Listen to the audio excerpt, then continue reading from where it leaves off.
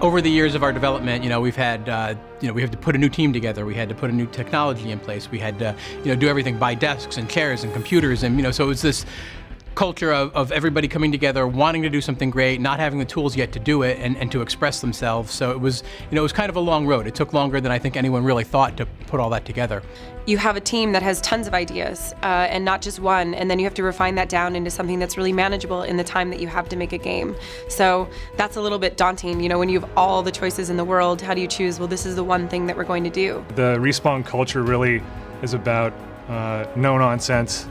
We're really hard on ourselves. One of the hard parts, I think, at least on Titanfall, was trying to figure out how to work as a team for a multiplayer game. The pressure was on us to really come out with something new and different, and we were sitting there going nuts trying to wrap our heads around, okay, what does that mean? Everyone at Respawn has a voice as we're working on the game.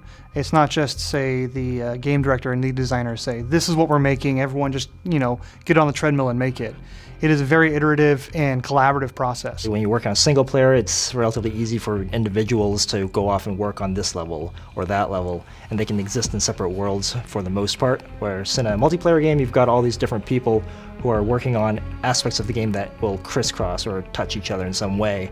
So if someone changes something here, it will affect someone else over here, and that can create a lot of tension. We have sometimes very heated arguments, and there's never any hurt feelings, there's never any repercussions for getting, passionate about anything. It is, we all know that we can together make something great. That extends out to when we do tests with outside people. Sometimes that's really hard to do because it's your baby, you've been working on it for a couple years, and some dude off the street comes in and tears it apart before it's not even done. But that's extremely crucial feedback, and we take all of it no matter where it comes from. I think we have the ability and the culture that supports the focus of perfection. So you're trying to perfect the right things, and you don't go after the things that really don't support the gameplay. It has to feel right, it has to flow right, and if it doesn't, we keep working on it. And there's things that, if they don't get to that level, I would rather have less finely polished features than more and have the game be a little rougher.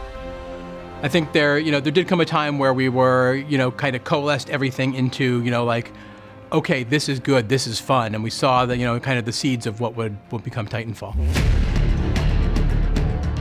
And so the first Titan, pre-viz was an actual maquette, a 1/6 scale doll that I had encased in a dive suit, and then we said, scratch that, why can't we make these really big and play with scale as well? But at the same time, here's the tricky part, we have to try and keep it not alienating to people who are used to playing first-person shooters and a particular kind of first-person shooter. So we thought, how can we do that? So that was partly the problem of finding a new, larger design space, being able to create more exotic abilities and weapons and things like that. We could see the visual of a grunt next to a Titan and how powerful that could look, how powerful this giant can look, taking cover on a building.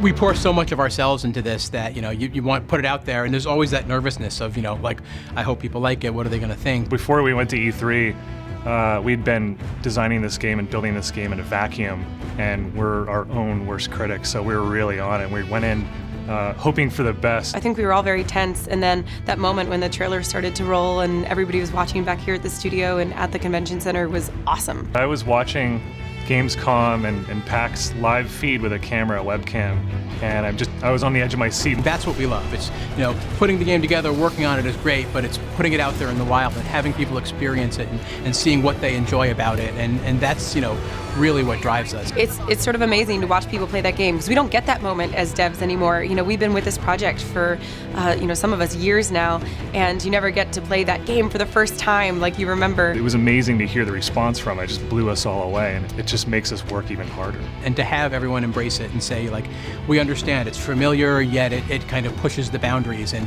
I get this, and I want more of it, and it's great for the team.